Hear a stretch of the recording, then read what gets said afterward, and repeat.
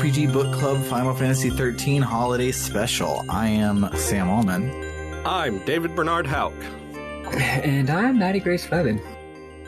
And today we will be doing something that we have never done on the podcast before. We will be having a book club. Yes. RPG Book Club Book Edition. Mm-hmm. We will be reading live the Final Fantasy XIII Episode 1 novella. That is a tie-in between the two games. We discovered in our last episode that it's unfortunately canon, and then we realized that it's a 30-minute read, so we said, fuck it, we'll just read it together. Yeah, it's called Episode 1 because it takes place after the first part. Yeah. Yep. If you were to purchase the special edition of FF XIII-2 back when it first came out, it came with this. It's like, hey, here's your game, and hey, here's a book. And I remember Bernard got it, and I remember perusing it and being like, this probably sucks. But yeah. So it is a real thing. It is definitely canon, and it did in fact come with the game, and is meant to be read before the game. Yeah. Before we do get started into that, as is our new LongCast tradition, we will be doing a top 5.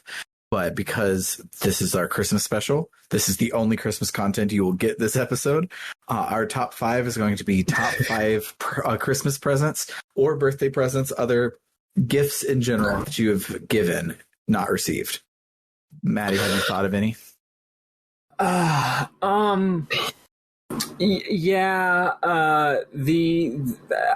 It's funny. I put a lot of thought into giving gifts. I really enjoy doing it. I really think a lot about it throughout the year. Sometimes I decide what I'm getting to someone like many months in advance.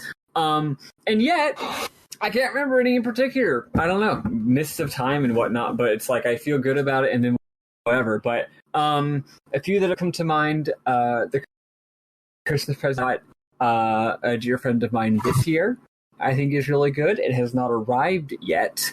But it is a 1 year long subscription to a really beautiful film magazine.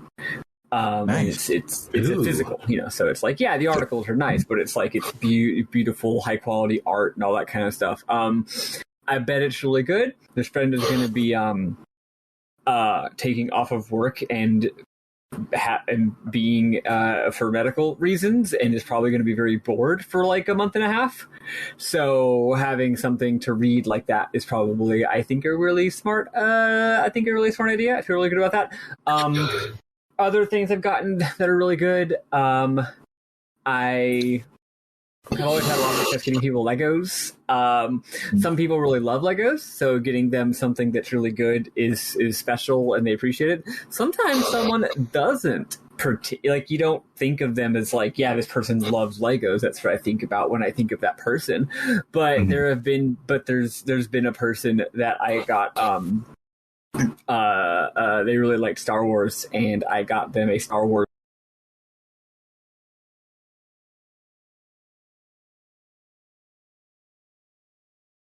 I'm good. I've gotten like my parents. Like, there's got to be something, but I'm blanking out. What about y'all? So, 3 gifts I've given have come to mind. 2 of them I gave to Maddie Grace. I think I know it more.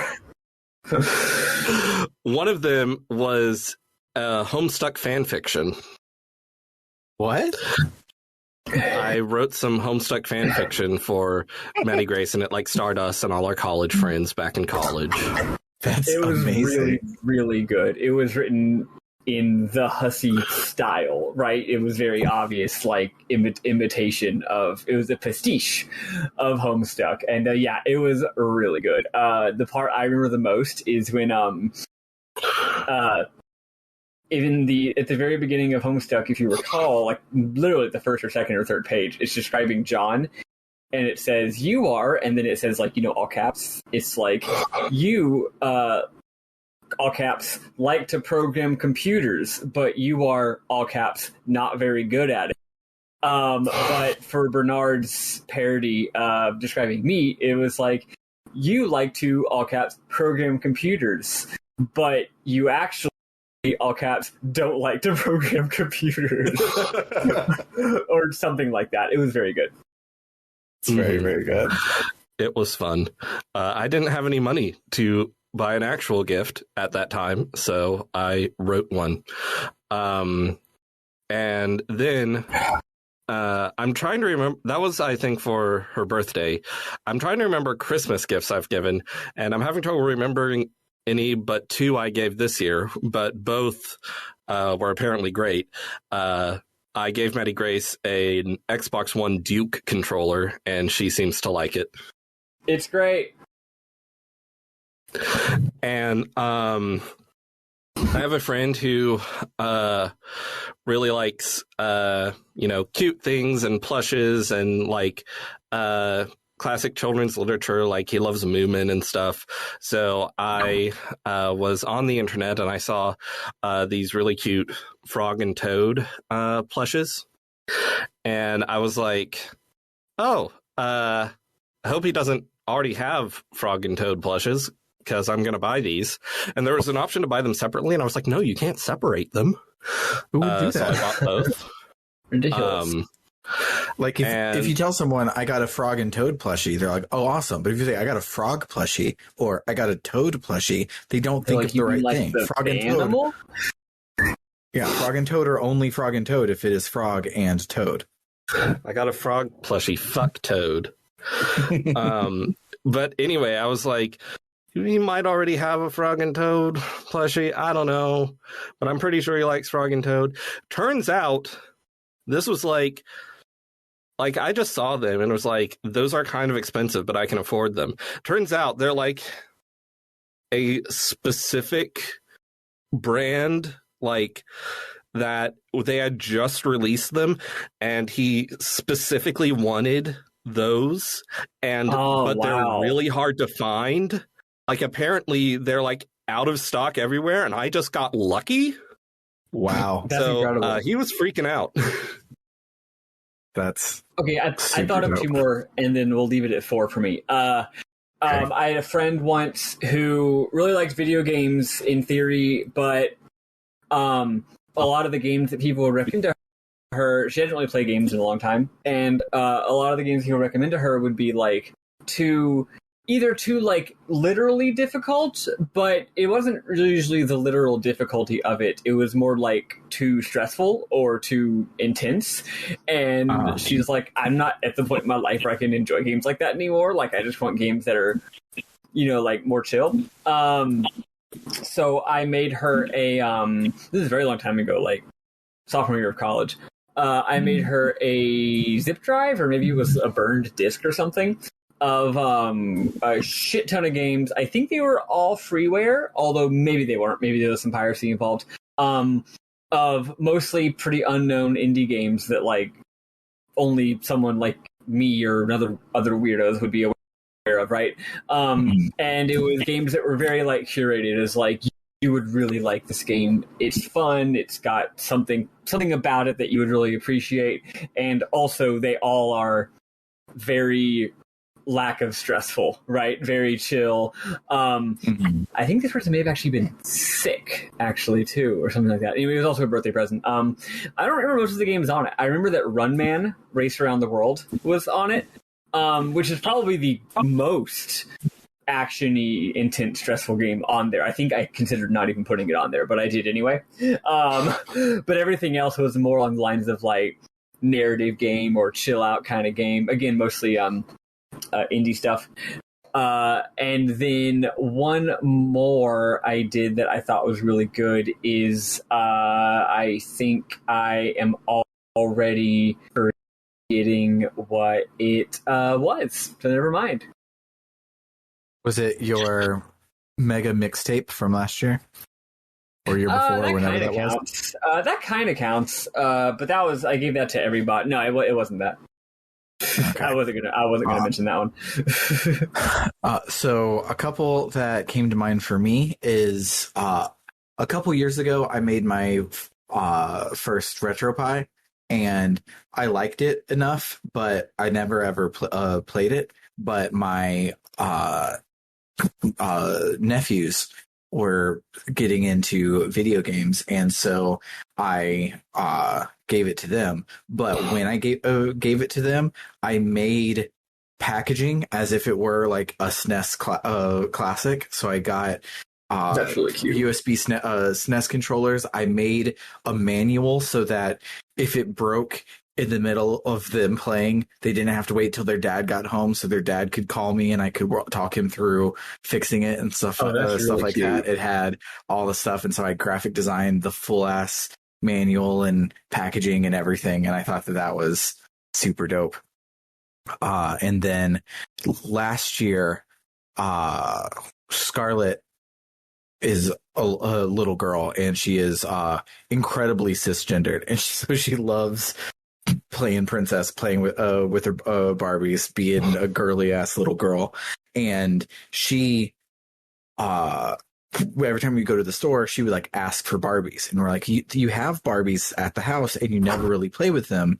Like, we don't want to buy you all these Barbies and you never ever play with them. So she like nose to the grindstone played with her Barbies every single day in front of us, like showing off that she played with Barbies. She did in fact want the Barbies. That's so funny.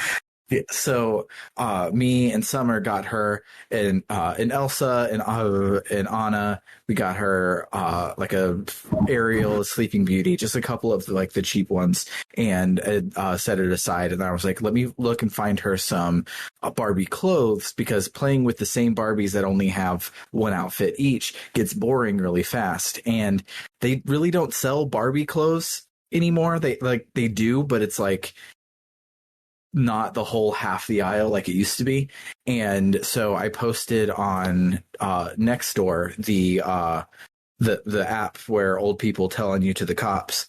I posted on there if anybody had any like old Barbie clothes just collecting dust somewhere, that I had a little girl that would love them. And basically every single person in Madison, Wisconsin came through. And so Scarlett went from having like 3 dolls that we had gotten her to she now has like 50 dolls, crates on crates on crates of accessories and clothes and stuff like that. And so last year her Christmas was just nuts. She just had a whole bunch of everything. And yes, I realize I'm taking credit for everyone else in Madison, Wisconsin, but hey, I was the one that made the post, so I get some of the credit. That's awesome. Nice.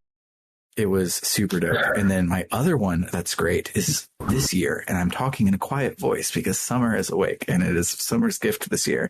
But over this year, Summer has decided to start collecting Bratz dolls, because Bratz has come back for their 20th anniversary. She had a bunch when she was little, and she's like, you know what? Now that I'm a grown up again, I can do whatever I want to like reacquire all of my old ones. And so to kick off her Bratz collection, way back in October, I commissioned a family portrait of all of us in the family in the Bratz art style, and I got it printed out on a 16 by 20 poster, have it framed in a really nice glass picture frame to like hang above our TV and everything. And it's amazing, and she has no idea what the fuck could be in that box in there, and I am super excited for her to open it. I bet you she would never guess. I bet you give her many guesses. I don't think she'd come up with that. Yeah, no.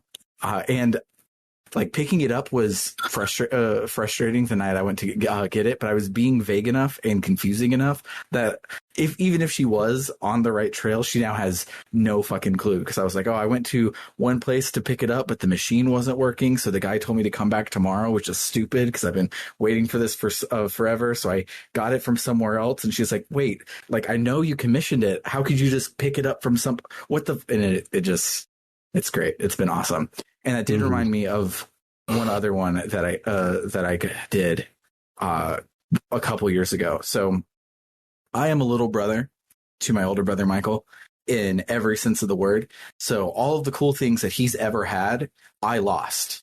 And that includes the his Earthworm Jim action figure has a head that you could shoot off. I shot that head right out of our bedroom window, and it was lost forever. We never found it. And then the phone company was coming to work in our living room, and so they had drilled a hole in the floor, and for some reason that hole stayed there for a long time, but that hole was the Sarlacc pit, so we would play with our Star Wars action figures there, and I dropped my brother's Luke Skywalker in the Shadows of the Empire red armor action figure down the Sarlacc pit, lost forever, could never find it. Then we were moving our trailer from Dayton, Texas to Hancomer, and the day that we were like all cleaning it up to move the trailer, me and him were hanging out in the kitchen with our Game Boy Color playing SpongeBob: The Legend of the Golden Spatula, and it didn't come home with us, and we have no idea what happened to it, anything. So a couple of years ago, I gave Michael a box containing all of the toys that I lost when we were growing up. And so I got him a new Earthworm Jim action figure, a new Luke Skywalker, got him a new atomic purple see-through Game Boy Color with SpongeBob Legend of the Golden Spatula inside of it. I did all of the things that I did as a shitty little brother. I put in a box to apologize to him for being such a little shit over the last 20 years or whatever. I thought that was really cute. Oh, also I remember my fourth one. My fourth one is, this is very simple. It's not anything super crazy, but I bought someone who is super into SNES games. What,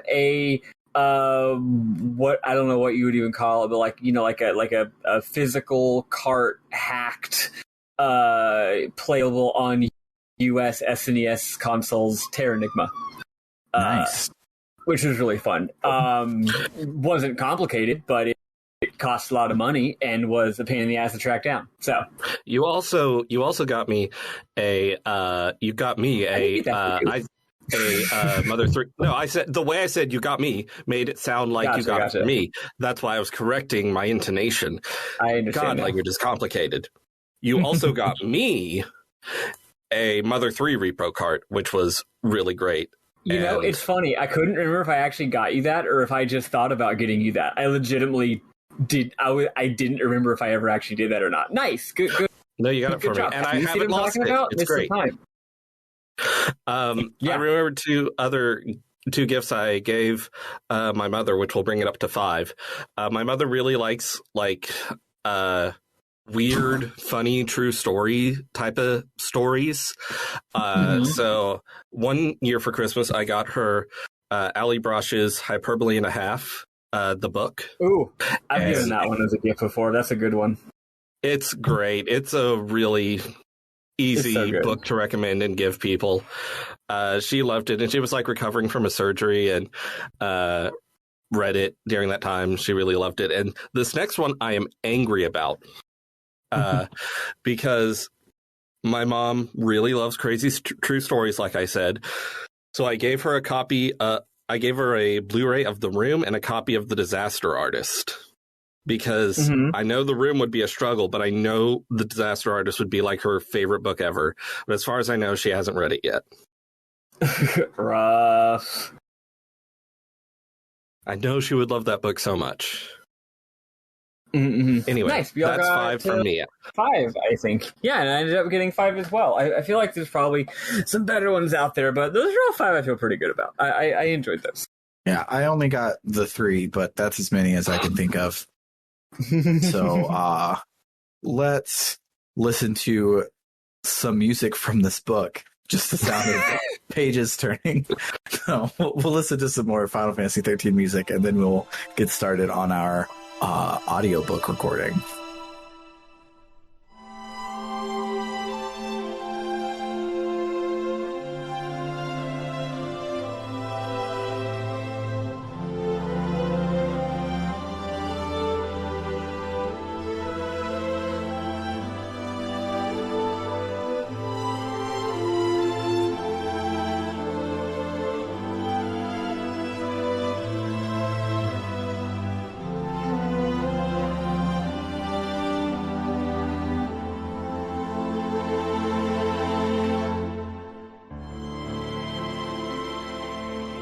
All right, are we ready to go? I am ready to go. I'm as ready as I can be for a book based on Final Fantasy XIII. Yep. And FYI, this could be funny, and y'all can interrupt me anytime you want. I will be reading. If we want to comment on it, laugh at it for being dumb, it might be terrible in a fun way. It might be terrible in a boring way. It might be good, actually. It also might be just boring. But hey, worst case scenario, you get some lore for when we play FF13-2 soon. So hey, there you go. Okay, before we start, how many times do you think they'll paradigm shift in this book? I'm gonna go with 0. I have a feeling it's a combat-free, weird-ass book. Unless we decide to interpret things as paradigm shifts, like using our discretion as readers. You can keep track if you want, Bernard. So anyway, Final Fantasy XIII-2. Author. Oh, and we're reading a PDF of it that is... it's... I think some fan put it together. The first chapter of it is the original translation, and the rest of it, which was released later, is a fan translation because it wasn't ever officially translated. So that's what I'm reading with my words. So Final Fantasy XIII-2 logo. Author Jun Aishima. Translation Chapter 1 official translation. Chapters 2 through 5 Mercorks. Typesetting and minor edits by The Game Bard. Copyright symbol 2011 Square Enix Co. Limited. All rights reserved. Page 1. Next page. It's like a picture. I'm guessing it's the book's art. Yeah. And it's got, on the right side, it's got Sarah looking mostly like she did before, but a little older. And on the left is some guy. On the left is casual Squall Leonhardt. Yeah. Yeah, he's some new character. This is Squall in the beach episode. Yep. And I'm pretty sure his name is actually Noel. I think it is. I think you're right. So it says Final Fantasy XIII-2 Fragments Before. Author Aishima Jun. Original plan Toriyama Motomo Watanabe Daisuke. Also some Japanese characters that probably say the same thing. Contents. Imaginary and real. Starting on page 4. I'm guessing that's chapter 1. Yes. Teacher and children. Friend and foe. Fair and foul. Someday and somewhere. Good chapter title. So, gotta give it to him. So I just want to point out, when we read this 25-page story, it took 3 guys to do it. Yeah. Yeah. Well, when it says plan, I'm guessing that means like the people who were in charge of making Final Fantasy XIII-2 the actual game were like, we gotta let you know what has to happen in this book, right? Unlike with Final Fantasy XIII, we're going to have a plan this time. Yeah. Because last time was rough. The following events take place before Final Fantasy XIII-2. Events occur in real time. Final Fantasy XIII-2 Fragments Before. Imaginary and real. 1. Episode 1. All right. It's a miracle. Wide-eyed with amazement, Lightning stared up at Cocoon. It sure is. Okay, so, okay, I guess y'all should be the one commenting here, but I already am, so whatever. The first line was in quotation marks. It's a miracle. I guess that's Lightning who said it. But then the second line is Vanille, but it's in italics for some reason. Whatever. Anyway, it's because Vanille's voice here is more of a thought entering Lightning's but mind. It is actually a voice, though. No, but they're trying to describe the narration from Final Fantasy XIII. That's what's happening on the page. Because the line is, it sure is, replied Vanille in a voice that wasn't a voice at all. They're talking about her being a narrator. If it is narrated, anyway, whatever. It's a miracle. Wide-eyed with amazement, Lightning stared up at Cocoon. It sure is, replied Vanille in a voice that wasn't a voice at all. They had been so That's desperate one way to describe it. They had been so desperate to stop Cocoon from falling. There were so many people inside, so many lives. They had wanted to, with all their beings, to protect it. And then, after what must have been a moment, but could just as well have been an eternity, she and Fong had awoken here. Man, I'm looking at all these ellipses. Did a boomer coworker write this? Also, I gotta say, some of the ellipses have a space after them, and some of them don't. It's very weird. Although that could be the fault of the fans. It was different from when they had been turned to crystal in the Temple of the Falsi Anima so long ago. Wow, that sentence just rolls right off the brain. It was different from when they had been turned to crystal in the Temple of the Falsi Anima so long ago. Back then, everyone and everything in the temple, Anima included, had fallen into an impenetrable, dreamless sleep. Now, although they were sleeping, they could see the world around them. They could see everything. The warmth and majesty of Grand Pulse, the almost unbearably beautiful people. Everything. They could even hear their friends' voices. Soldiers poured out from airships, weapons at the ready. She recognized their uniforms from somewhere. Yes, I want to correct you. It actually says uniforsum. Yes, but I'm assuming that's a typo by the fans, so I was just going to ignore it. Uniforsum could be some fucking some lore thing. We got so many proper nouns in this game series. Yeah, so she did recognize their uniforsum. Yes, they also, were. We're never going to get through this book. No, we're not. So.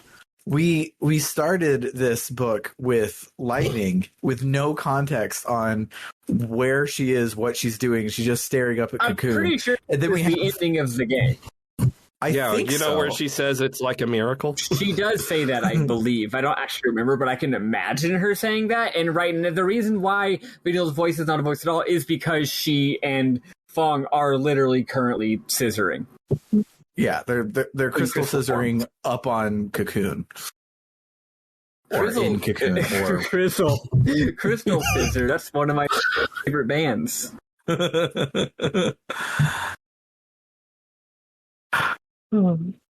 see if we can get through page 1. Yeah. They were Psychom soldiers, but they weren't enemies any longer. Now their only desire was to help the people of Cocoon, to get them to safety. They wouldn't be pointing their gun at the people again anytime soon. She had no proof of this, of course, but somehow she knew. Somehow their desperation to ensure the citizens' safety rang true. Because before, when they were pointing guns at them all the time, it wasn't because they wanted to keep people safe. Whatever. What does it matter if our fate is never to... When we were playing, we were like, oh, so like... This is really interesting. Like, what is the second game going to follow the fallout of, like, they just kind of destroyed the government and the world? Like, what is going to happen? And what happened is Vanille believes deep down that they're not going to shoot people anymore, and it's going to be the state is good now, which is surprising given the kind of game that it is. Whatever. What does it matter if our fate is never to see them again? We can beat fate. We can make miracles happen. She heard Hope's voice. She glimpsed sadness. Was that Lightning speaking just now? Because I'm pretty sure that's Hope. That's Hope. I think it's Hope speaking. Oh, it's Hope's voice. Okay. Yeah. Sorry. She heard Hope's voice. She glimpsed sadness in his downturned face, but she also saw determination there. They had truly achieved a miracle. They had saved the people of Cocoon. Surely freeing Vanille and Fong from their crystal prison was nothing in comparison. That's what she imagined him thinking, at least. Thank you, Hope, she murmured to herself. We'll meet again. Somehow. God, I can't do her accent at all. It's because it isn't one. Not even the voice actress can do her accent. You might not see us, but we'll see you. I'm trying to intentionally do like a really bad Australian accent, but I keep accidentally doing a little bit too much of an Australian accent. Whatever. You might not see us, but we'll see you. We can see everything from up here. We can see the whole of Grand Pulse from inside this crystal. So go out there, live your lives, be happy, and never let go of the people you love. Vanille gazed contentedly at her companions, reunited once more, and a wave of relief washed over her. She had finally managed to atone for the terrible things she had done, for causing Sarah and Dodge to become lessee. After a moment, when the joy and surprise of reunion had subsided a little, Sarah's eyes met hers. Or so Vanille thought for a brief moment, until she realized Sarah was staring at Cocoon. A dark shadow crossed her face. Those are my eyes, thought Vanille. The eyes of someone who knows their... What? And just looking at your friend, and you're like, those are my eyes. I'm like, so far, Vanille has not had a single thought that a normal human would ever think or say. Those are my eyes, thought Vanille, normally. The eyes of someone who knows their actions have caused others grief. Who knows that innocent people have been caught up in their fate and have suffered as a result. The weight of it crushes you. It terrifies you. It's impossible to face up to, and you have to escape. I know that face. I know because it was mine once. I know what Sarah is going through. It hurts just thinking about it. Even Vanille agrees that her character design and Sarah's character design are too close together. She even says, that was my face once. It hurts what she must be feeling staring up at Cocoon right now. But then, I remember what she said to me at Bottom that day. I still remember the look in her eyes when she told me she could overcome anything so long as we were there with her. Even now, weighed down with guilt and regret, I know she'll get right back up and keep going. Silently, Vanille called out to Snow, who was standing beside Sarah. Look after her, won't you? Be there for her. That way, no matter what happens, she'll be able to overcome it. She'll be able to carry on, even when things get tough. I know you'll probably be shouting about how we can make miracles happen and that you should find a way of helping me and Fong, but don't. You have to be there for Sarah. Vanille has paid at least enough attention to know Snow's one character trait. Although he couldn't hear her, Snow turned towards Vanille, and she thought for a second she saw sadness in his eyes, as if her voice had got through to him somehow, as if he was saying sorry, ... Okay, I'm gonna go ahead and say here, why is this in third-person narration if half of it is Vanille talking to herself? It should just be the whole thing should just be first person from Vanille. This was of the last 1, 2, 3, 4, 5, 6, 7, 8 paragraphs, only 2 were not fully narrated by Vanille. Also, anyway. I'm looking forward at the next section, and it's entirely italics. I don't know what that means. Yeah. So there's the ... that you see when you're separating 2 different sections of a chapter. So this next part's in italics. And I'm not 100% sure who's talking, so I don't know what voice to do. Oh, you know what? It's probably the other guy. It's probably that other guy, the guy that we don't know yet. So I don't know what his voice is. When we are reunited, I wasn't thinking about the past or the future. I just wanted to know for sure. I wanted to know that we brought Sarah back. I couldn't think about anything else. I'm a simple guy. That was enough for me. I'm sorry, said... Yeah. I think that there's a formatting error here. I think that this narration is Snow, and then it switches to not being italics anymore. Yeah. Okay, no? So I'm going to start over, and now that I know this, I can interpret it. What's up, Sam? The paragraph after the one is still in first person and says, when I was asleep there in the crystal, I had a vision. Right. We're saying some of it should not be in italics. No, I'm saying I don't think the italics parts are Snow. I don't know who it is, but I think I'm scrolling through it, and I think that it is. Because they were asleep in the crystal during the extremely long final boss sequence. True. Well, whatever. At least, regardless of what format it's supposed to be, parts of it are definitely a character talking about themselves, and parts of it are definitely narration. So I will try to give that impression. Okay. When we were reunited, I wasn't thinking about the past or the future. I just wanted to know for sure. I wanted to know that we'd brought Sarah back. I couldn't think about anything else. I'm a simple guy. That was enough for me. I'm sorry, said Snow to Fong and Vanille, who to him seemed to be sleeping there in the crystal pillar. Gotcha. He had followed Sarah's gaze and had been brought back to reality with a bang. 2 of their companions hadn't been as lucky as they had. They hadn't been saved. This was no time to be celebrating. When I was asleep there in the crystal, I had a vision. It was of a future where all of us were laughing together, and Vanille and Fong were there too. Which means this isn't over yet. This isn't the end. It can't be. Cocoon's ruined, huh? At the sound of Sarah's voice, Snow returned to his senses. You saved me, and now I'm back to my old self again, and I get to see you and my sister again. But, Sarah said, staring up at Cocoon, I know I have to do something. I know it can't just be me who gets to be rescued. It can't just be me who gets to be happy now. But what can I do? Sarah was right.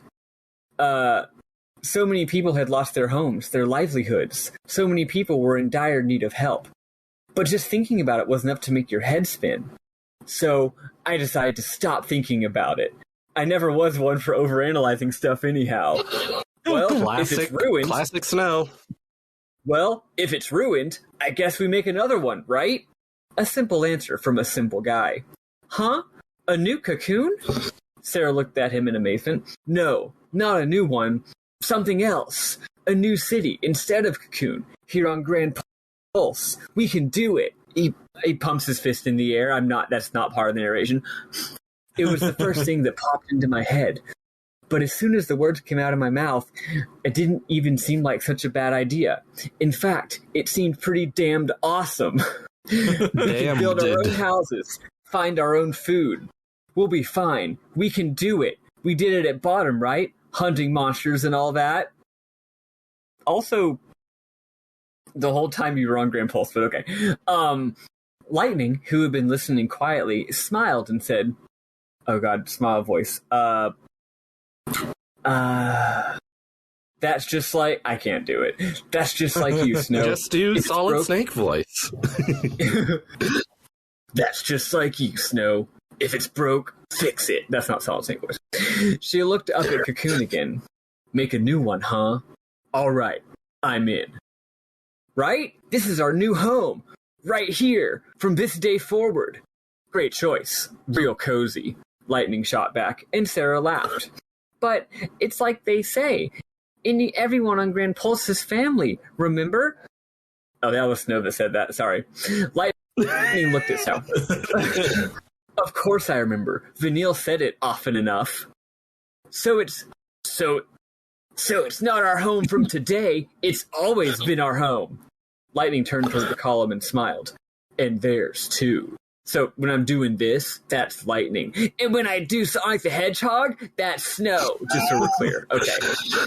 So before we continue to the next part, I looked at the fan translation to see how it is, and the fan translation does not have italicized narration thoughts at all. It's all in third person, even the parts with Vanille earlier.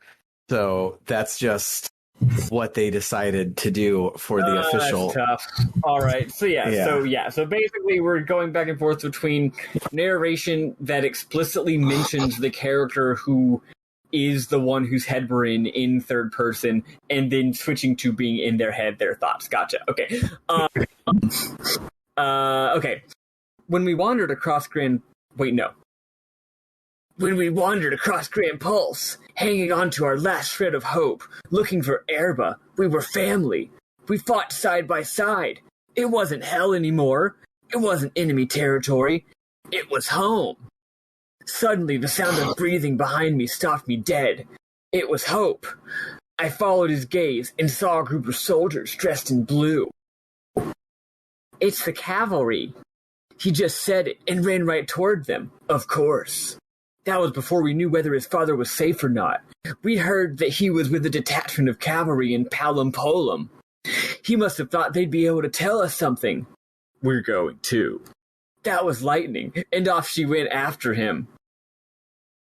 Uh-huh. We gotta help each other out in times of crisis. And Saz picked up Taj and stood off right after them.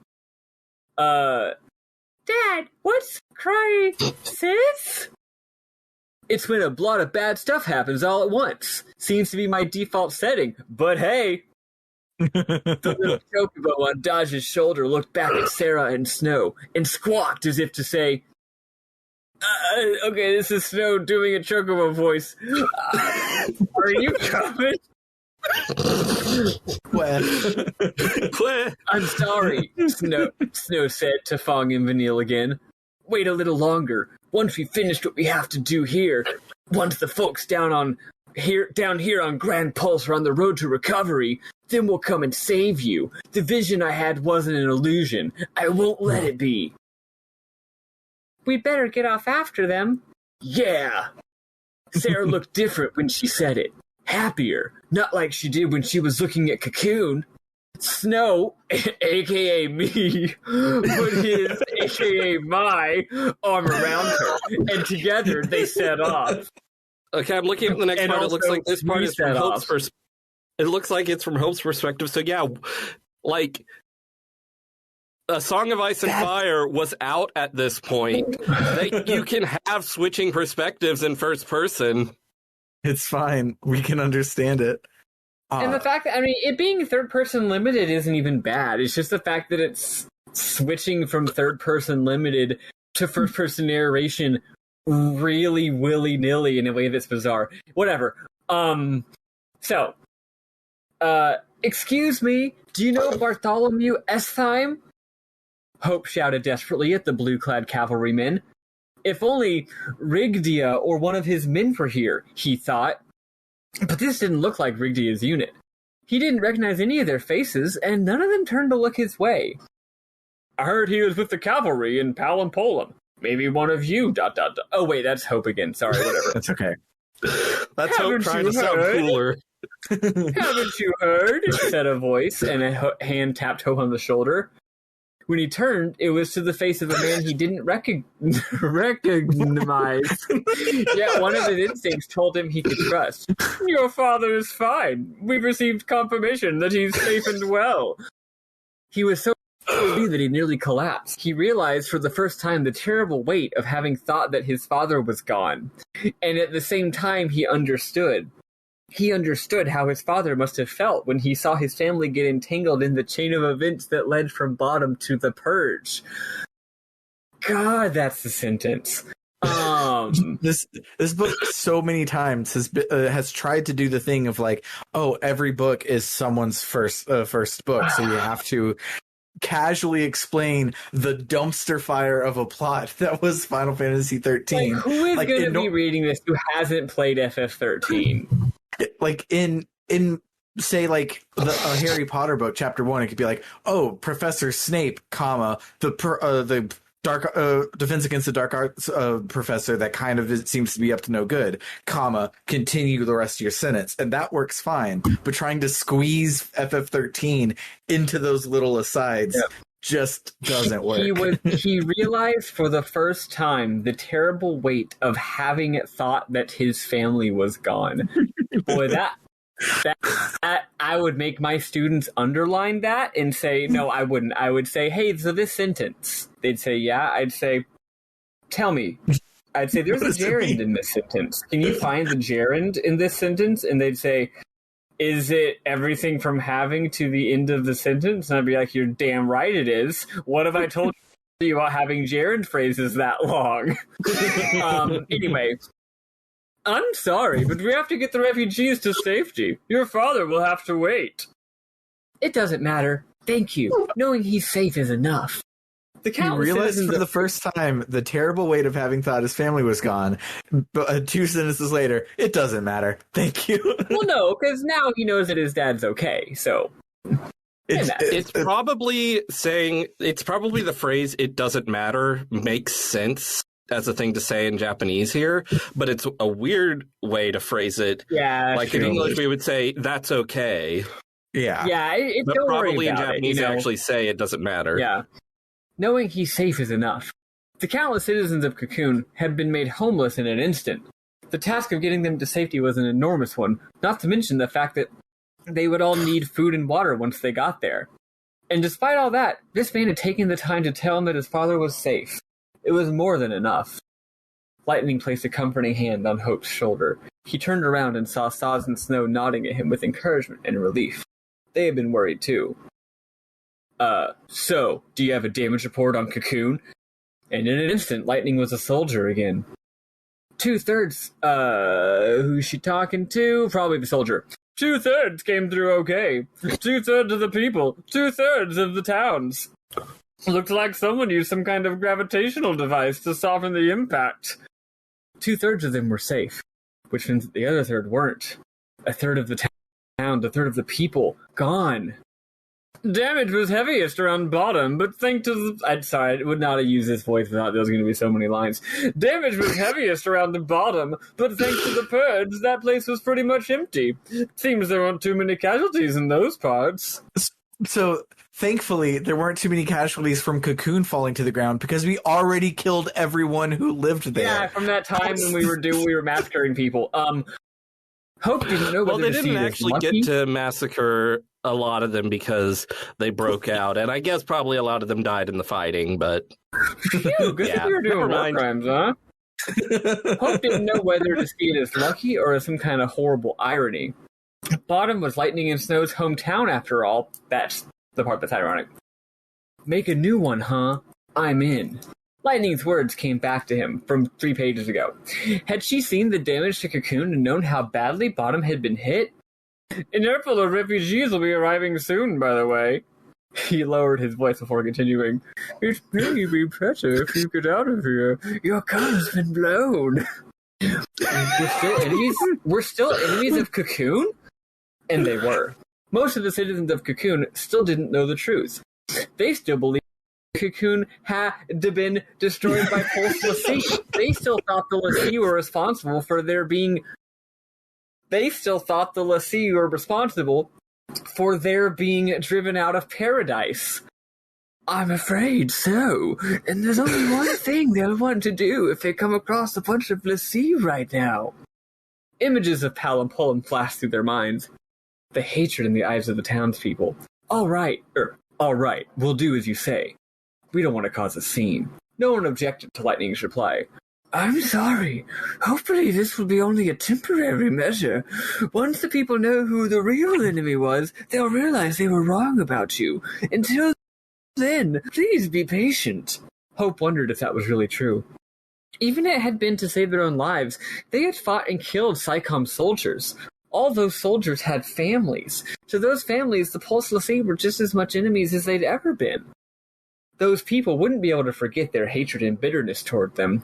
The thought of sticking around to face them filled him with horror, but the idea of simply turning tail and running seemed even worse. There was nothing they could do to make up for it. It wouldn't matter to the people that they were no longer Lassie, that they were just human beings now, but he didn't want to start running away from the things he couldn't change all over again. He knew the terrible uncertainty of having thought his family might be gone, and he knew the sadness of really losing them. He turned toward the retreating cavalryman and called out, is there anything I can do to help? So I'm very surprised. For not the first time in a Final Fantasy game, we shamelessly just murdered a bunch of people who just were following orders and were in the wrong about us instead of trying to, talk our way out of it. The human beings were our random mobs. But this is the first time they've ever talked about it and been like, yeah, we did kind of murder a lot of people when we were grinding for incentive chips. So maybe they're mad. If they just handed over the incentive chips, none of this would have happened. Exactly. All right, so this next part is from Sal's point of view, but it seems like the weird first-person thoughts part is not really happening anymore, so, okay. Knock on wood. Hey, soldier, you need pilots? As Sasun, as he heard Hope offering to help.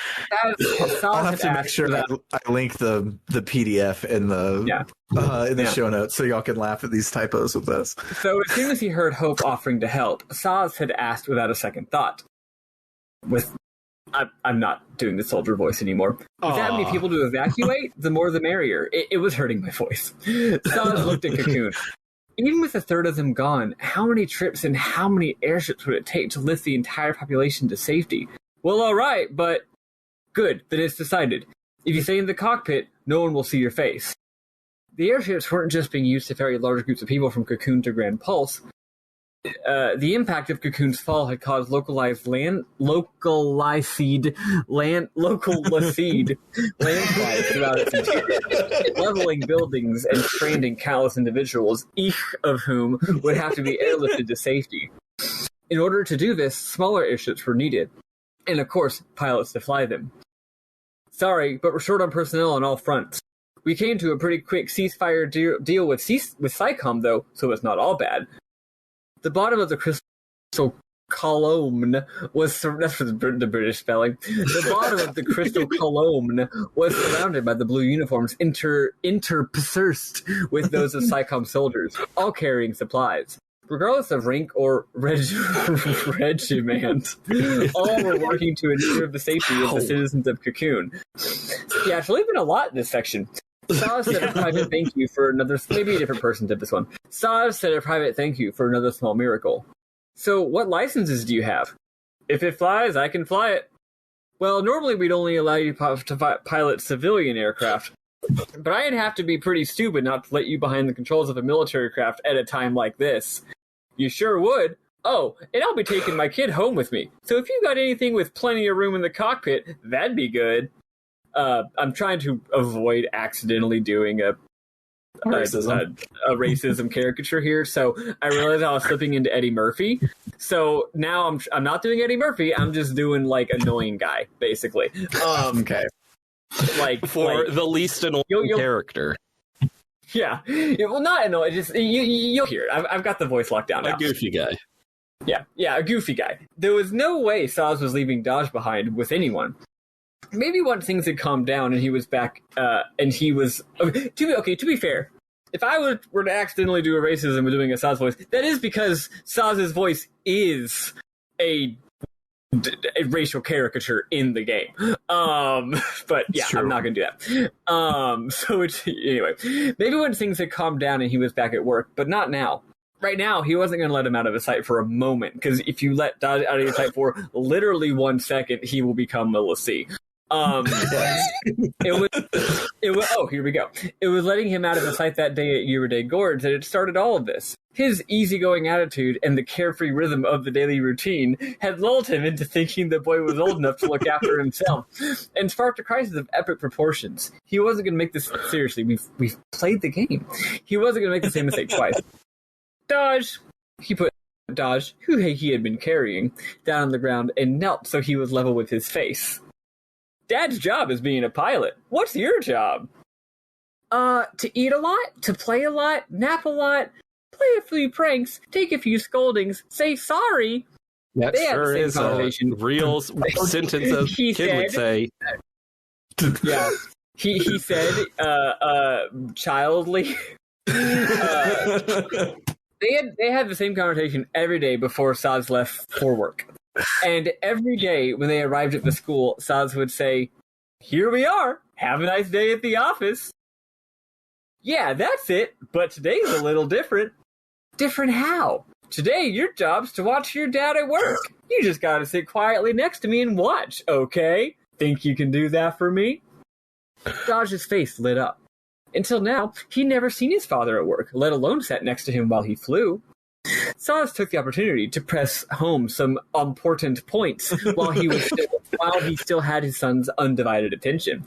No standing up, okay? And no running around the place. My job is to sit still and quiet, and now that's your job, too. He turned his attention to the baby chocobo on the boy's shoulder. And no flying around the place, either. The little creature chirped as if to say, "Aye, aye, Captain." Taking this as his cue, Saz swept Dodge back up into his arms, enjoying the reassuring weight of having there. He would... So, there's so many buttons in the cockpit of any sort of aircraft, and I don't think Dodge has the self-control to not push him. No, he caused a Final Fantasy game before. I don't think he's going to resist flicking some switches. Maybe he's learned his lesson. Who knows? He would be able to hold his son like this for much longer. In the blink of an eye, he'd be grown. In 10 years' time, he would be Hope's age, and Saz knew he had to make the most of the few short years of Dodge's childhood that remained. And when Dodge was all grown up, he'd be able to say to Vanille and Fong, "Now he's an adult, It doesn't matter. It doesn't matter that my boy was ever a l'Cie. He knew that in fairy tales, everyone lived happily ever after. He also knew that right now, that day was pretty far off. But it would come. Let's do this! He looked up and saw the crystal column glittering in the sunlight. The column where his two friends slept their dreamless sleep. See you soon, he said, and then he turned and hurried off after the soldier. Alright, next for being Fong. The sight of a child's smiling face felt like something from another life. It was incredible. And yet, since waking on Cocoon, she'd seen so many children in the shopping mall at Bottom, in Euride. Fong realized that it must have been her who had changed. Or maybe it was better to say she had changed back to how she used to be. How she was when she used to watch the children laughing and playing in Erba. Kids all make the same face when they laugh. Kids from Cocoon, kids from Erba. It's amazing. You don't need to tell me it's bad, okay? I know. Shut the fuck up. Of course they do, silly. Kids are kids. It doesn't matter where they're from. Laughed Vanille. You have to do the New Zealand for Vanille the whole rest of the time. It's not good, but it's perfect. I guess so. Wait, was that a New Zealand thing I was doing for Vanille? Just now it was. It wasn't earlier, but just now. You were like, of course they do, silly. It's like Australian. I don't know what I was trying to do with that. I guess so, Fang replied. But she just couldn't stop staring at Dodge, who after everything he'd been through was now just a normal child again. He was no longer a Sanctum l'Cie. When she had seen his hand free of that brand at last, the relief had been incredible. When Saz told her that what happened to Dodge wasn't her fault, and that the incident at Euride Gorge occurred because he hadn't been looking out for his son carefully enough, those words had helped her so much. They had helped lift the burden which had weighed her down for so long. Of course, she still blamed herself. She had still mixed an innocent child up in all this. The voice inside her still hanged her. I don't even know what that's supposed to be. I'm not actually sure what that word's supposed to be. Changed, I think? Maybe. I think it's supposed to be changed. That doesn't make sense. Whatever. Still said that even though the child had been from Cocoon, an enemy of Pulse, it didn't make it any more forgivable. The only thing that could silence that voice was not Saz's words of forgiveness, but to be forgiven by Dodge himself. Boy, that's rough. Or so she had thought. In the end, it turned out to be something else entirely. It was something no words could do. It was just that look on his face. Fong's attention turned to the other person to whom she owed an apology. Sarah stood beside Snow. Whether we're square, that's up to Sarah. Lightning had said so when they were hiding out in Polum Polum. Will she forgive us for what we did? Don't worry, whispered Vanille. She's got a good heart, and she's tough. She will. Really? Then I guess our work here is done. Cocoon falling down like that fulfilled our stupid focus, and all the l'Cie are back to being human again. But their work wasn't completely finished yet. They still had to support the weight of Cocoon. To Fong, though, this could hardly be called work.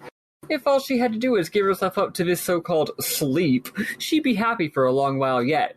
Vanille was by her side, and they didn't have to worry about becoming Seath every minute of the day. The two of them could just relax here as long as they wanted. This isn't work. This is a vacation. She sensed someone smiling. Who's that? Fong turned just as Vanille cried out in surprise. They'd felt this before, a long time ago. It was someone else. It was somewhere there, deep down in both of their memories. Vanille murmured the name of the goddess. That was it. Vanille remembered. She remembered whose smile they were sensing. Oh, I guess I'm Vanille now. Of course. Now everything makes sense. Guess we know where all those miracles come from.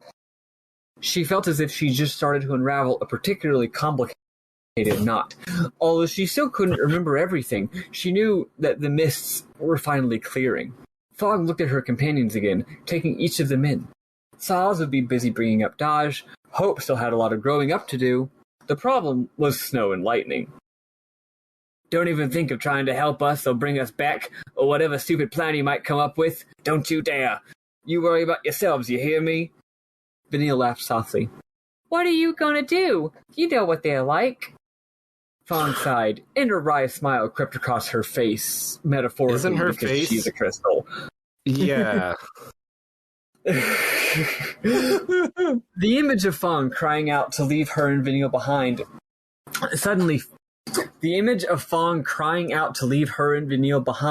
suddenly flashed into Lightning's mind, and she shrugged her shoulders as if to rid herself of the memory. But you know we can't just leave you, right?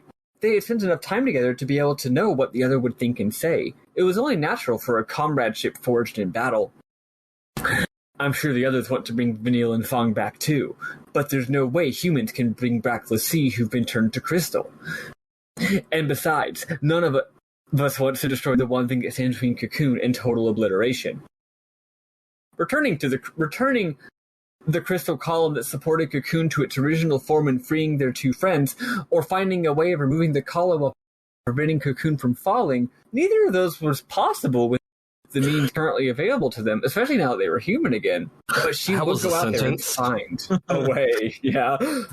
There must be a way to do it hidden. A paragraph containing one sentence. There must be a way to do it hidden somewhere in Grand Pulse, or something written about how to do it at least. They had roamed these lands once before in search of a way to rid themselves of their brands, and had returned to Cocoon unsuccessful. But it wasn't like they'd searched everywhere. There were plenty of spaces they'd never been. If they went and searched those places, they might just find an answer. But they weren't Lassie anymore.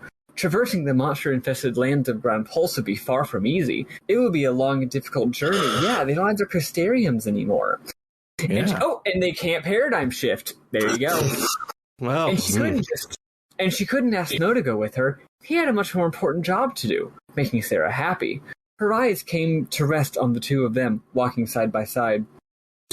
Not so long ago, it had been her job to look after Sarah. Lightning thought back to the days, or even her job to look after Sarah. Lightning thought back to the days when she and her sister had walked together hand in hand.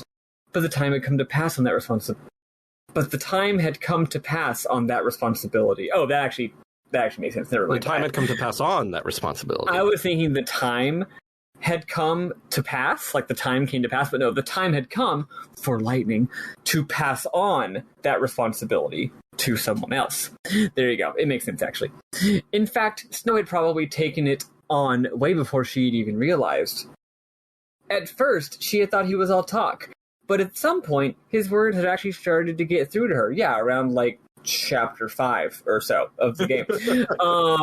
They'd given her the strength to keep going. She realized that she had really meant them, and that was what gave them the power to drive others on. She knew now that Snow was capable. She trusted him. She knew he had the strength and the will to survive down here in the unforgiving vastness of Grand Pulse. I hope he makes you happy, Sarah. Lightning whispered to herself and smiled. She felt the satisfaction of having successfully seen through one of her greatest responsibilities. But it was a satisfaction tinged with sadness. Not an unpleasant sadness, but a sadness nonetheless. That should be one word, not three. Whatever. Saz was walking toward the airship dock with the cavalryman. Dodge turned toward her and waved. Such a nice kid. She waved back, and he laughed happily. Saz's job is to look after Dodge now. There's no substitute for parents. I lost both of mine, so I should know. They need to spend as much time as they can being father and son again. And even if that wasn't the case, he's also a pilot. He won't have time for anything else now. Airships are going to be even more in demand down here on Grand Pulse than they were on Cocoon. They'll need his talents more than ever. It's not impossible, but I doubt he'd jump at the chance to head out looking for a way to free Veniel and Fong right now. Hope's out, too. Back when he had Alexander to help him, it was another story. But without his Lassie powers, he's just a kid. He might not be able to get back to his studying yet, but once things calm down, hopefully there'll be some kind of school for him to go to. Studying, having friends, being young, that's the life for him now. He's not like me. I had to grow up so fast so I could look after Sarah, but he needs to make the most of what little childhood he has left. He needs to enjoy himself. He needs to forget the pain of losing his mother. So I guess that just leaves ... me. Sorry, you two, but it looks like I'm all you've got. Of course, I knew it wouldn't be over once we'd saved Sarah. Yeah, it was all I could think of about at first. All I cared about was getting her back. Maybe it was the first time I came down to Grand Pulse and looked up at Cocoon. It was the first time I'd seen the place where I was born, where I grew up, from the outside. What had seemed like the whole world to me looked like it could fit in the palm of my hand. Compared to the vastness of the sky, Cocoon was so little, but it was also home to thousands of people, thousands of lives, thousands of stories. I'll never forget that feeling as long as I live. I was freaked out. Not to the point of losing it, but I think something changed in me that day. She said, using words that Lightning would definitely say, my goal had always been to rescue Sarah, for all of us to get through this together. But now, I didn't just mean all of us, let's see, I meant all of us, everyone on Cocoon. I started thinking about a future for everybody, and I'm still thinking about it now, but now it's gone beyond even the people of Cocoon. Now I'm thinking about Vanille and Fong, and all the people who might still be alive down here on Grand Pulse. I want to make every single person out there is safe. That's why my journey's over, and it's why I need to head out right now. I don't quite understand it yet. It's just a feeling, but... And before she knew it, she had started walking. Why? What is it that's driving me on? What is this feeling? So sudden and new. I was thinking more like, oh god, what's the song where he's like, Gearbness. What is this feeling where when the pickle isn't as crisp as he thought it would be, or it's a little squishier than you thought it would be. It's a little squishier than you thought it would be. Yeah. I can't remember the melody of the song actually. It's a complex melody. Yeah. Anyway, that's Lightning's internal monologue there. Okay, now we're on to somebody else. Okay, we're back to Sarah now. Although she knew, although she understood, when she saw it with her own eyes, she was still taken aback. Could this really have happened? But it had. It was real. And that meant she could do something about it. She had to. She couldn't just look on, helpless. She had to change things. And when she realized this, she was filled with courage. Sarah lifted her head and took in the full spectacle of the fallen Cocoon and the column of crystal which cradled it. Okay. What can you see now, Vanille? What are you dreaming of? Can you see me right now, just like the others can? I don't remember much from right around the time I was turned to crystal, but parts after that, what happened at Lake Brescia and later on, that I remember. I was with Snow the whole time. Maybe only in a dream-like, misty kind of way, but I was there. I know he kept my crystal tear with him the whole time. That's why I could hear him, even after I was turned to crystal. That's why I could see the same things he saw. It seemed as if different people dream different things when they're turned to crystal. That little boy, Dodge, he said he spent the whole time dreaming of playing with chocobos. Maybe his little chocobo friends sent them to him. Or maybe his father, Saz, was it? Was praying for him to have sweet dreams. Sarah was sure that it must be the reason. She had been able to be there with Snow because he had prayed so hard for it to happen, and she had wanted it so badly too. She couldn't know for certain, of course, but it was what she wanted to believe. Being with Snow in her dreams had kept her going. If she had been alone in that cold sleep, her heart might have broken before she ever awoke. Which was why she hoped that Vanille was having nice dreams too. Sarah prayed that Vanille could be with them, even if it was only in spirit. They've given me something pretty big to fly. They've given me something pretty big to fly. We'd better be taking off. Saz's voice brought her back to her senses. Dodge was smiling and waving at her. See you later. See you, Dodge. Have fun. The boy's smiling face had been the first thing she had seen when she awoke, and his carefree, innocent words were the first thing she heard. She had taken his little hand in hers and walked out into the huge expanse of Grand Pulse. It had been the first step on their journey back to reality. She smiled at him gratefully. Hurry up! The soldier called out to Saz. Wow, Dad, you must really need us. Come on, let's go. Father and son hurried off after the cavalrymen. And they're gone, whispered Hope from beside her. Another soldier rushed in to take the place of the first. We know where your father is. He's on the next flight in. A cargo transport. Yes, all the soldiers have transport. My father? You mean my dad? Are you sure? Yes, he'll be here in a few minutes.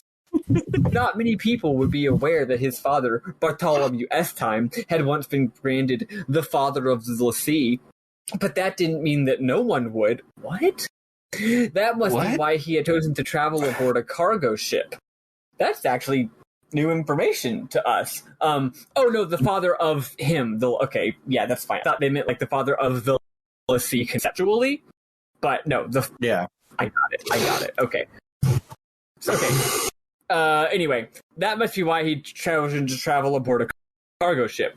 And if you're discreet, you can go and meet him when the ship lands. Thank you. Don't thank me. Just be quick. He'll need to use the bustle of the landing to make his escape.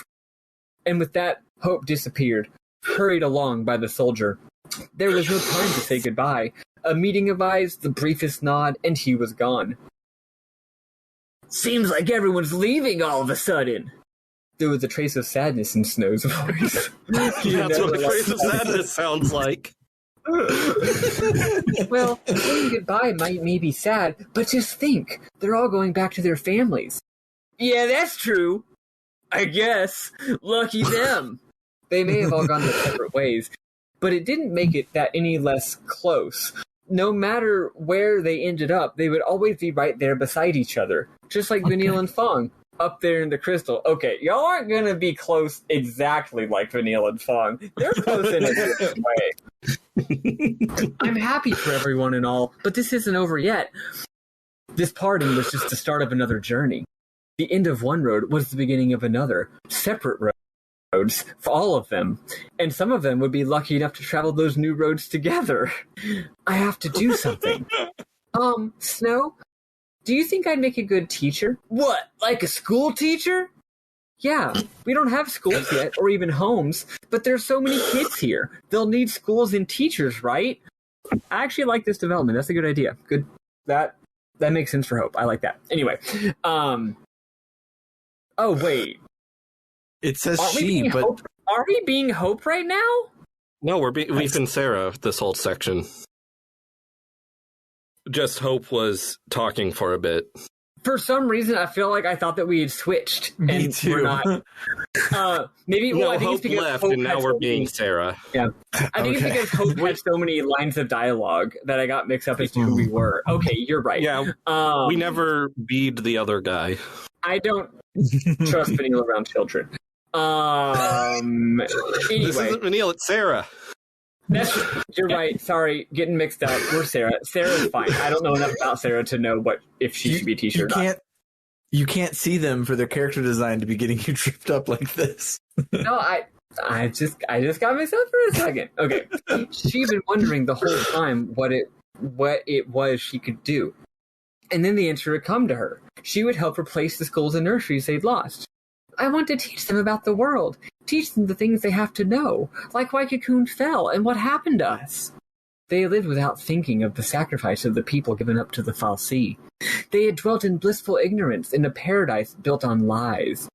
That had been their biggest mistake. Sarah wanted the children who grew up on Grand Pulse to be able to think for themselves, to stand on their own 2 feet. She wanted them to grow into responsible, free-thinking adults. In 10 or 20 years' time, these kids will all be adults. We need to give them the tools to help us build our new home. If it's just us, we can build a small village, if lucky, but with all of their help, we can make ourselves a city. A school teacher, huh? Yeah, suits you. Snow nodded his assent. So you're gonna... He also said it. Huh? He also said his assent. That's true. So, you're gonna train them up to help us in the future, huh? And among the children Sarah trained would be some who wanted to become teachers themselves. and those children would teach new children, and so on, far into the future. That is how social reproduction works. Thank you, Sarah. All right, then. I'm going to build you the biggest school you've ever seen. He stretched his arms as wide as they would go. Yeah, a big school and lots of houses, a bona fide city. If people believe strongly enough, dreams can become reality. Right now, the landscape that stretched out before them was empty, but Sarah could already see the city spreading out in front of her. It might be a long way from the future, long after she had passed away, but one day, this place, with an S, would be a paradise too. Not a Wait, if false it's a long paradise. way from the future, doesn't that mean it's near the present? I think she means a long way from, like, you got the future, but, like, even more from, even farther from I that. see. Okay. Yeah, not a false Infinity paradise. plus 1. Yeah, not a false paradise accepted unquestioningly, but a real one, built with their own hands. Right, sis? Sarah turned, looking for her sister's approval. At the same time, she felt a twinge of discomfort. It was like something warm that had been surrounding her had fallen away.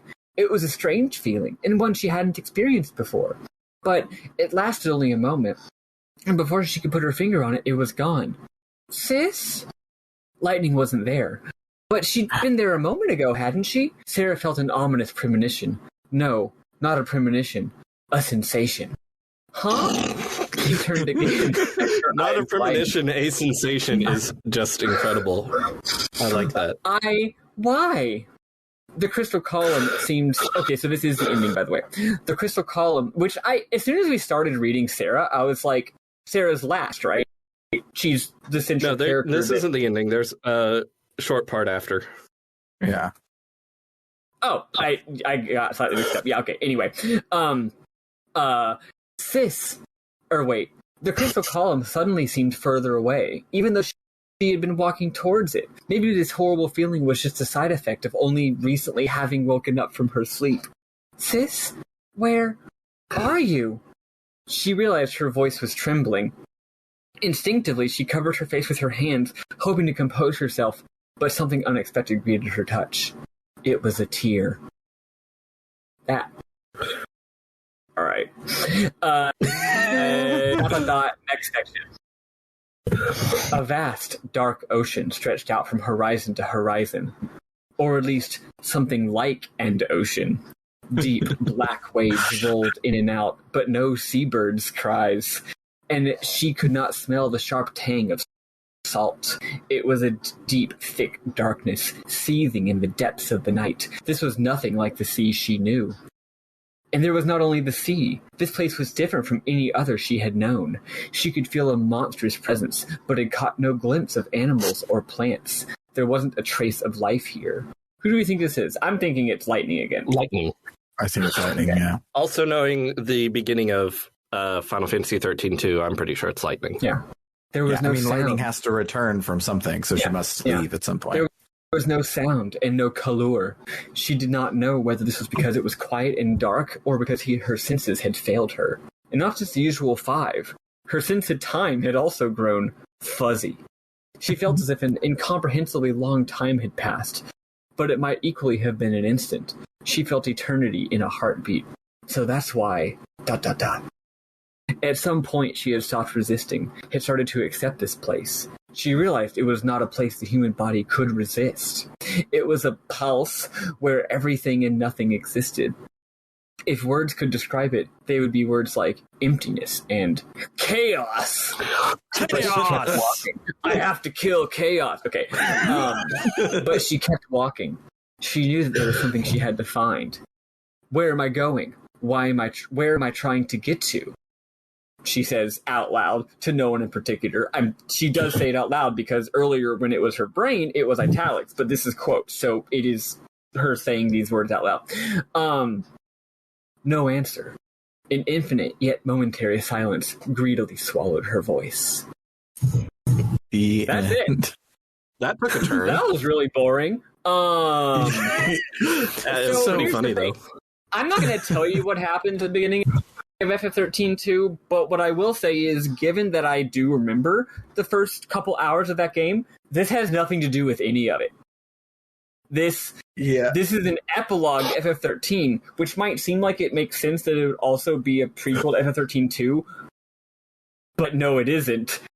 Because FF13-2 is really weird and doesn't follow from the previous game, and therefore does not follow from anything that we just read. Yeah. So I was expecting this to be, because I saw the thing when I discovered that this is supposedly canon. I was like, the next game starts with Lightning doing blah blah blah from the end of episode 1. So I was expecting this to be like over the next couple of months, like them setting up and doing stuff, and Lightning separates from the group to go and do a thing that they have to then go find her. I did not expect it to be the next 5 minutes after the end of the last cutscene, and Lightning gets lost that quickly, and she just walks away from the group, all hanging out. Yeah, she just walks away, and then she's like, I'm going to go walk away in a physical manner and go to another place on Grand Pulse. Like, I'm literally going to go, like, over there. And now she's trapped in whatever zone, which is fine. It's just a little weird that she gets trapped in whatever zone. But again, that's not the setup for FF13-2. That's not what it is. So it's just very strange. Yeah, I don't know. This is mostly just like it. Again, it's especially weird that it came packaged with the game. Like, imagine reading this, and then, well, you can imagine, and just, you know, once we start the game, you're like, wow, these two things sure. It's like, wow, they really wanted me to read this, huh? All right.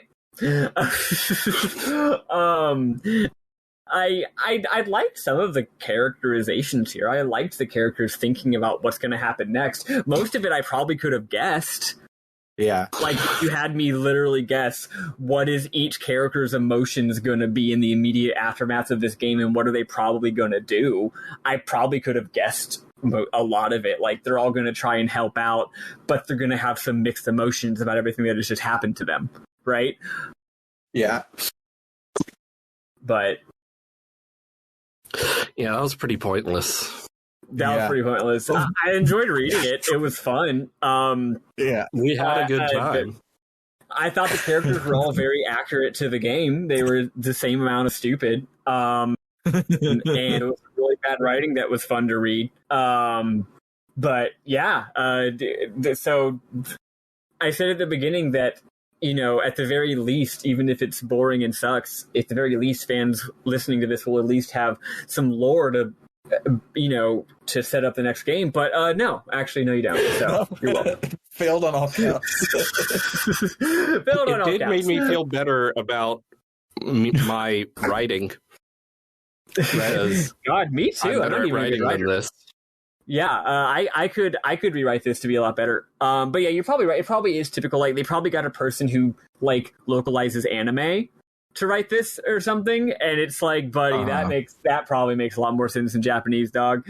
And also, it might be someone who, like, localizes anime or video games, not literature. Writer. Yeah, right. That's not what I'm like saying. Prose. That's Prose is different. Right, yeah.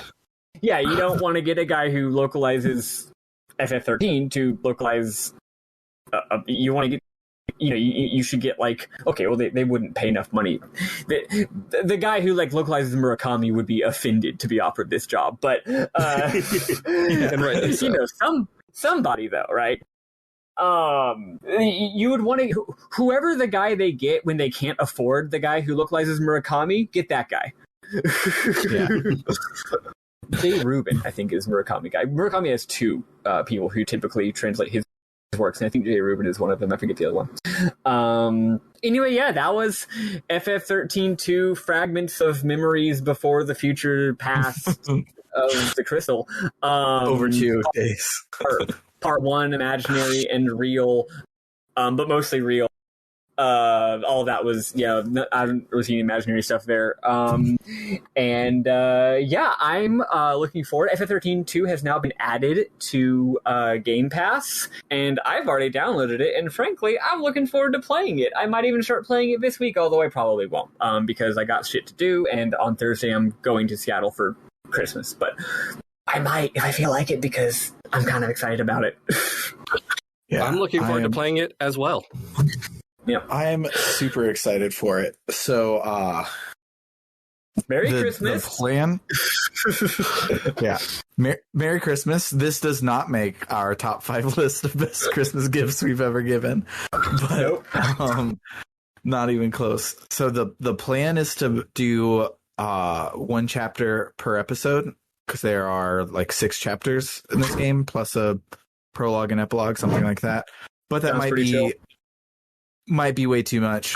Who knows? I haven't played the game at all, and it's been forever for you guys, so we'll just make it up as we go along. And to be clear, I only played the very beginning.